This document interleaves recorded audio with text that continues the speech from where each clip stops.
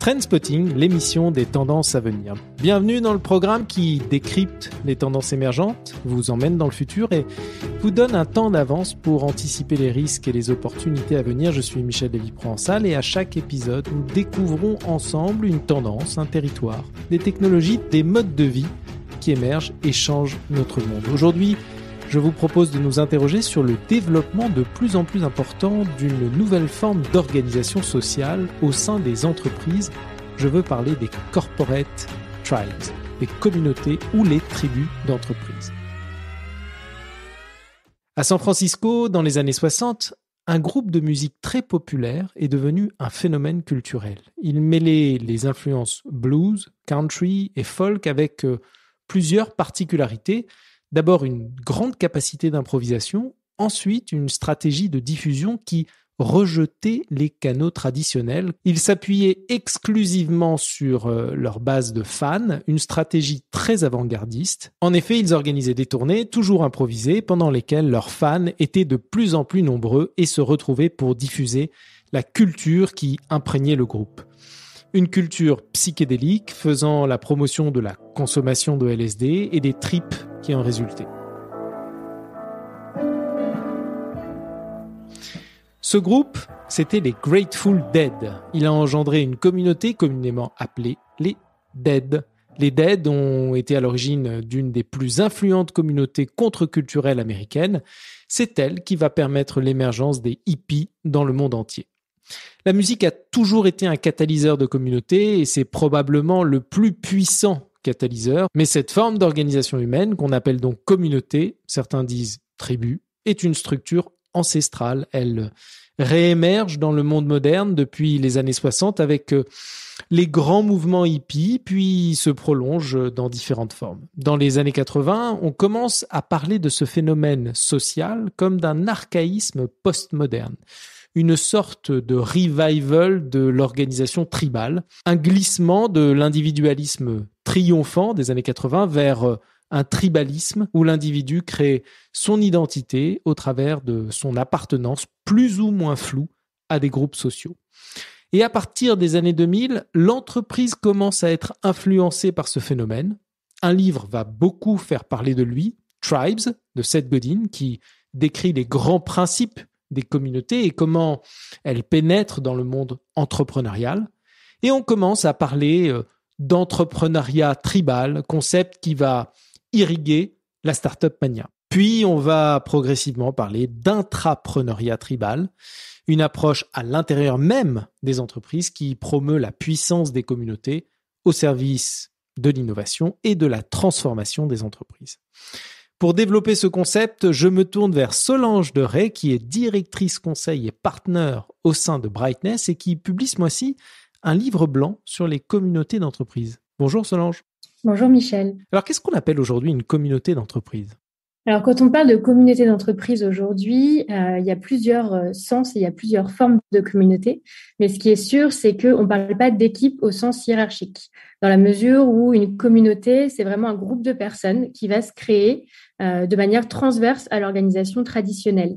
C'est souvent sous l'impulsion de quelques personnes qui sont très engagées, voire même passionnées.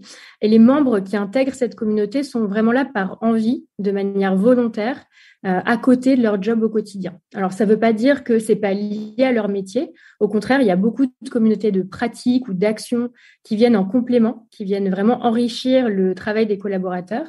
Mais le propre de la communauté, c'est qu'elle n'est pas rattachée à la hiérarchie de l'entreprise.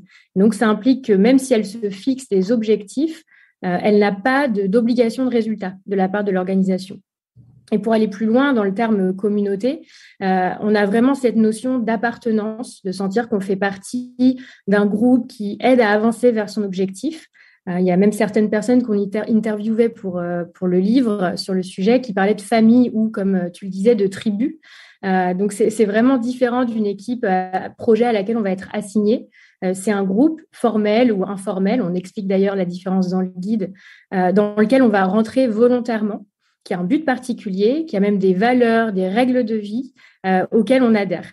Et c'est vraiment un groupe dans lequel, en fait, on reçoit et on donne sans obligation. Mais ça n'empêche pas que la communauté, elle peut être structurée et que les membres, en fait, prennent des engagements mais c'est souvent vraiment par envie et par passion même, je dirais. Pourquoi les communautés aujourd'hui apparaissent comme une priorité pour les directions des ressources humaines des entreprises? Parce qu'on est dans un contexte très fragile au niveau des collaborateurs en entreprise. La crise sanitaire, elle a vraiment intensifié certaines menaces. Et du coup, aujourd'hui, on vit plusieurs crises. On a déjà la crise de sens. On a beaucoup de personnes qui ont remis en question leur métier, même leur entreprise. Beaucoup aussi qui se sentent isolés parce que on est dans un contexte de travail hybride. L'entreprise se transforme très vite. Donc, certains se sentent largués, se désengagent petit à petit, voire même s'en vont. Donc, il y a aussi une crise de rétention. Et puis, à côté de tout ça, on a la guerre des talents, parce que c'est de plus en plus dur de faire venir des nouvelles recrues. Et par-dessus encore tout ça, et puis après je m'arrête, on sait qu'on a besoin de faire évoluer les compétences des collaborateurs pour faire face à l'avenir. Donc tout ça, ce sont des gros enjeux. Et aujourd'hui, les DRH, mais toute l'entreprise a besoin de remobiliser les gens, de les épauler, de les faire grandir au sein de l'entreprise, de s'assurer qu'ils y sont bien. Et on a besoin d'agir et de changer beaucoup plus vite qu'avant. Et on se rend bien compte, et donc les DRH y compris, mais aussi les directeurs de la communication et tous les managers et les leaders des entreprises, que justement ces groupes informels, spontanés, qui supportent des causes, qui s'entraident, qui prennent des initiatives plus rapidement, fonctionnent, eux, de manière organique et donc vont beaucoup plus vite et permettent aussi plein d'autres choses qui vont aller répondre à ces objectifs, c'est-à-dire plus de transversalité, les gens sentent qu'ils appartiennent à un groupe, donc ils sont plus motivés, ils se sentent utiles. Ils développent aussi leurs compétences puisqu'ils font des choses au quotidien qui sont différentes de leur mission. Et puis, ils discutent avec leurs pairs. On a notamment une interview dans le livre blanc sur le fait que certaines discussions informelles peuvent sauver des millions de dollars à une entreprise parce que deux personnes se connectent autour d'une séance de networking, par exemple. Et on voit aussi que quand une communauté s'épanouit, ça se voit de l'extérieur au final. Donc, les gens ont envie de parler de ce qu'ils font et forcément, c'est bon pour l'image de l'entreprise qui est plus attractive. Donc, je pense qu'aujourd'hui, les DRH et toutes les autres parties prenantes de l'entreprise se rendent bien compte du pouvoir des communautés et elles veulent aujourd'hui plus reconnaître et mieux connaître ces communautés puisqu'elles savent que ce sont les poumons de l'entreprise. Mais peut-être que certaines manquent encore de clés pour développer justement ces communautés. C'est ce qu'on a cherché à donner dans ce guide. Et il peut y avoir une contradiction parce que tu parlais des communautés comme des groupes plutôt autonomes. Et en même temps, concrètement, comment on peut développer une communauté en entreprise si par essence, c'est une organisation autonome? C'est une très bonne question. Effectivement, ça peut paraître antinomique, mais c'est pour ça qu'on parle justement de cultiver les communautés d'entreprise, parce qu'on cherche à en tirer le meilleur de ces communautés. Et l'entreprise a un rôle et peut avoir ce rôle de soutien sans pour autant les contrôler. C'est surtout pas ce qu'on veut faire, puisque ça reviendrait à créer des équipes projets, justement. Mais en fait, les communautés, c'est un peu comme si elles évoluent au sein de l'entreprise comme des plantes qui vont pousser dans la terre. Et le rôle de l'entreprise, c'est d'être ce terrain fertile pour qu'elle puisse grandir. Donc concrètement, ça veut dire déjà mettre ce projet des communautés au cœur des priorités de l'entreprise, donc créer une équipe dédiée qui va vraiment être active dans cette démarche communautaire. Cette équipe, elle va avoir pour rôle aussi d'identifier, vraiment de mapper toutes ces communautés de l'entreprise et puis d'aller regarder un petit peu celles qui ont besoin d'aide pour se développer et mettre en place une stratégie. Et cette aide, en fait, on parle souvent d'aide financière pour les aider à mieux communiquer, à mieux s'organiser, acheter des outils. Mais en fait, ça va bien au-delà de ça, puisque déjà, une des premières choses que l'entreprise peut faire, c'est de la légitimer, cette communauté. Ça va être vraiment quelque chose de très important pour que la communauté, puisse évoluer, que les gens y dédient du temps, qu'elle puisse attirer de nouveaux membres, tout simplement. Et on explique d'ailleurs dans le guide l'importance aussi du rôle des sponsors dans le succès d'une communauté et des leaders pour mieux guider ces communautés-là. Mais vraiment, ça vient en soutien. Et puis, cultiver les communautés, c'est aussi les animer régulièrement, les aider à se retrouver, à créer ces conversations qu'on cherche à avoir, parce que c'est pas forcément toujours naturel. Et comme ça vient à côté du travail, il faut qu'on puisse leur donner les moyens de se retrouver et de s'animer.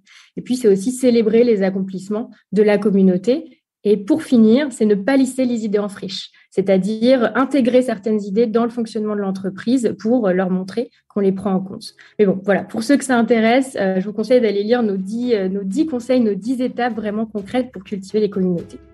Merci Solange pour cet éclairage. Donc le livre blanc ou le guide sur les communautés d'entreprise est téléchargeable gratuitement sur le site de Brightness, brightness.fr. Vous le retrouverez en homepage. Voilà, c'était Trendspotting. Pour retrouver les références utilisées dans l'émission, consultez la description de cet épisode. Enfin, si vous avez aimé cet épisode, n'hésitez pas à mettre des étoiles, ajouter un avis sur votre plateforme préférée et vous abonner au programme afin d'être averti des nouveaux épisodes. Je serai ravi d'échanger avec vous. N'hésitez pas à me contacter sur Twitter ou par email à michel@brightness.fr. Je vous dis à très bientôt.